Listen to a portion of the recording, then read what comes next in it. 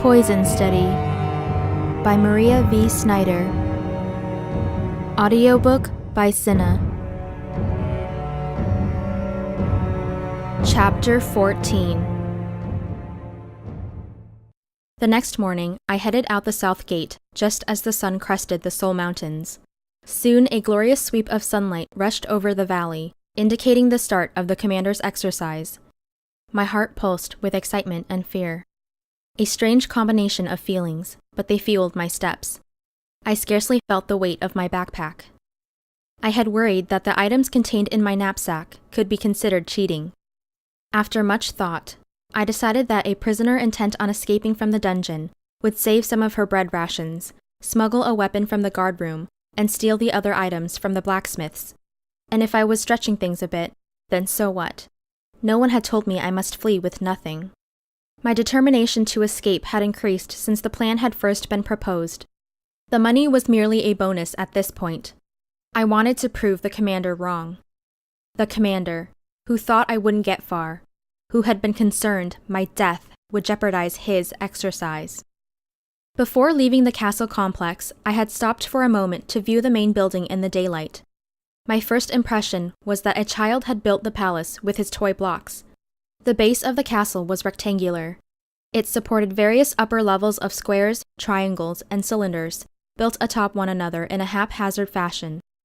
The only attempts at symmetry were the magnificent towers at each corner of the castle. Streaked with brilliantly colored glass windows, the 4 towers stretched toward the sky. The castle's unusual geometric design intrigued me, and I would have liked to view it from other angles, but Valak had instructed me to leave the complex at dawn, as I only had an hour's head start. Then, the soldiers and dogs in pursuit would try to discover which gate I had exited, tracking me from there. Valak had taken one of my uniform shirts in order to give the dogs my scent. I had asked him who would taste the commander's food while I was gone, and he'd given me some vague reply about having others trained in the art of poisoning who were too valuable to be used on a regular basis, unlike me. My southern route was an obvious direction, but I didn't plan to maintain it for long. I hoped the soldiers would assume I was headed straight for the border. The castle complex was in Military District 6 and quite close to the southern lands, wedged between MD7 to the west and MD5 to the east. The dead king, who had built the complex, had preferred the milder weather. Alternating between jogging and walking, it wasn't long before I entered Snake Forest, avoiding Castletown. While studying some of Valak's maps the previous night, I had noticed that the forest surrounded Castletown on 3 sides. The northern district of the town faced the castle. Snake Forest also spread out to the east and west like a thin belt of green. At the official southern border, Commander Ambrose's soldiers had cleared a 100-foot wide swath from the Soul Mountains in the east all the way to the Sunset Ocean in the west. Since the takeover, it was a crime for anyone, Ixian or Sidian, to cross this line. I jogged through the forest, making a conspicuous trail. Breaking branches and stomping footprints in the dirt, I remained southbound until I reached a small stream. My hour head start was almost up. I knelt by the stream's bank and reached into the water. Pulling out a handful of mud, I let the water drain through my fingers. I hunched over the stream and smeared the wet sediment on my face and neck. Since I had pulled my hair into a bun, I rubbed mud on my ears and the back of my neck. I hoped the men would guess I had knelt here for a drink.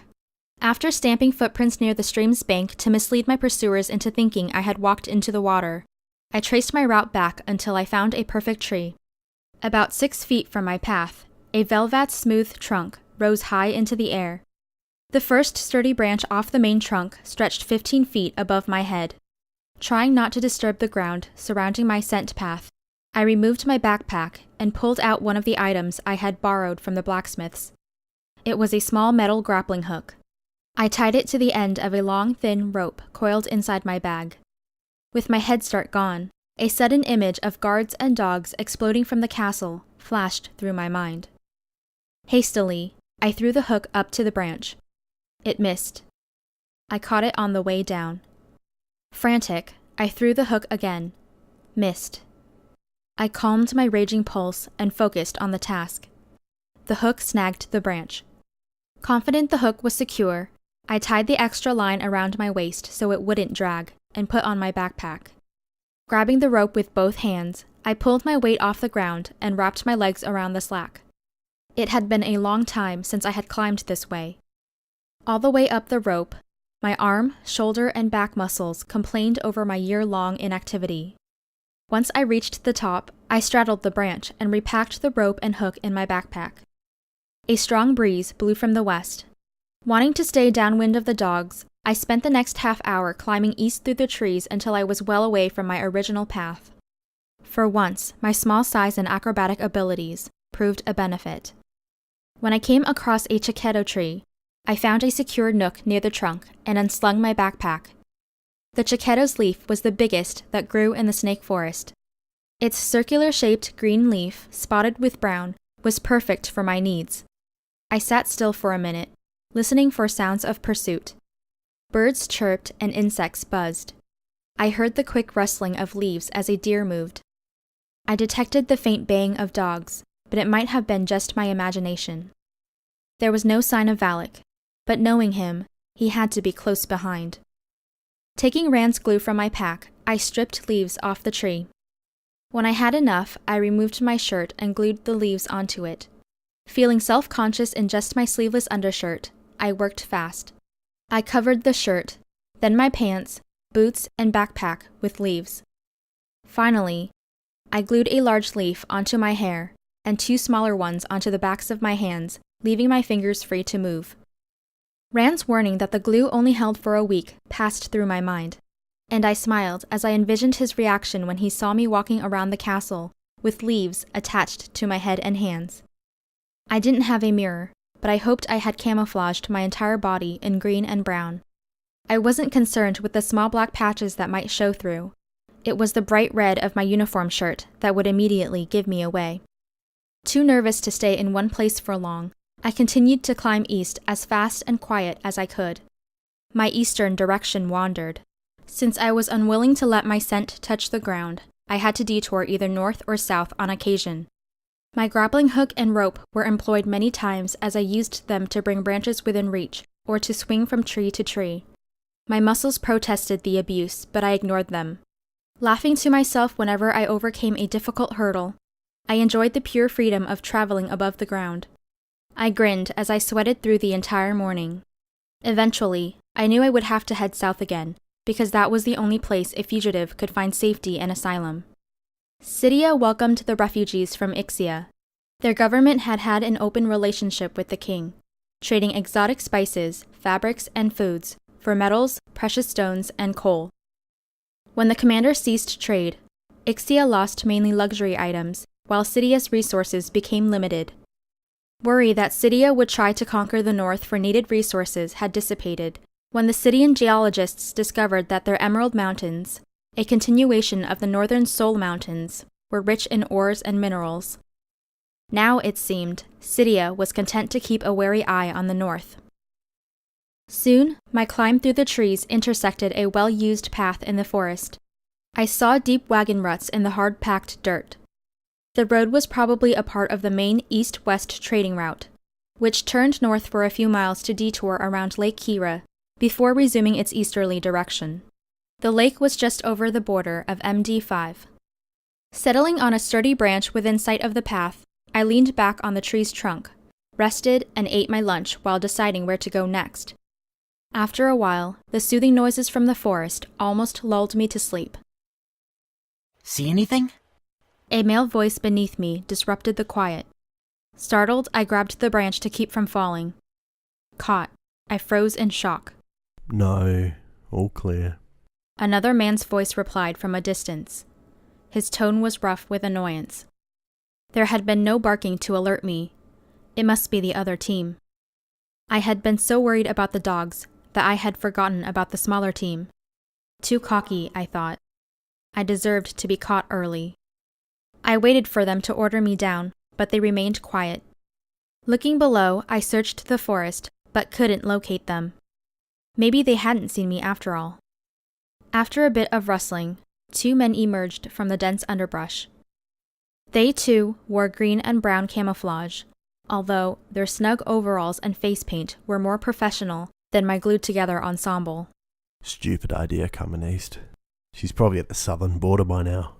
Rough voice grumbled to his partner.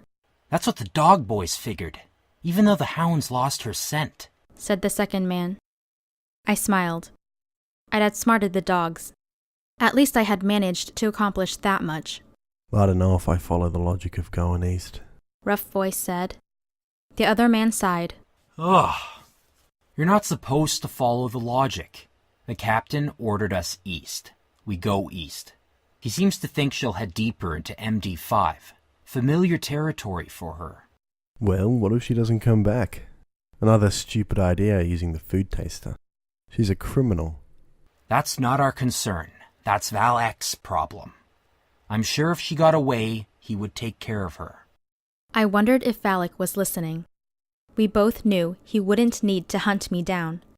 All he had to do was wait the poison out. I found the conversation helpful, especially the fact that it wasn't common knowledge that I'd been poisoned. Let's go. We're supposed to rendezvous with the captain at the lake. Oh, and try to keep the noise down. You sound like a panicked moose, crashing through the woods. Oh yeah? Like you could overhear me of your specially trained woodland animal footsteps. It was like listening to two deer humping each other. The men laughed, and in a wink disappeared into the underbrush, one on each side of the path. I strained to hear them moving, but couldn't tell if they were gone. I waited until I couldn't bear the inactivity.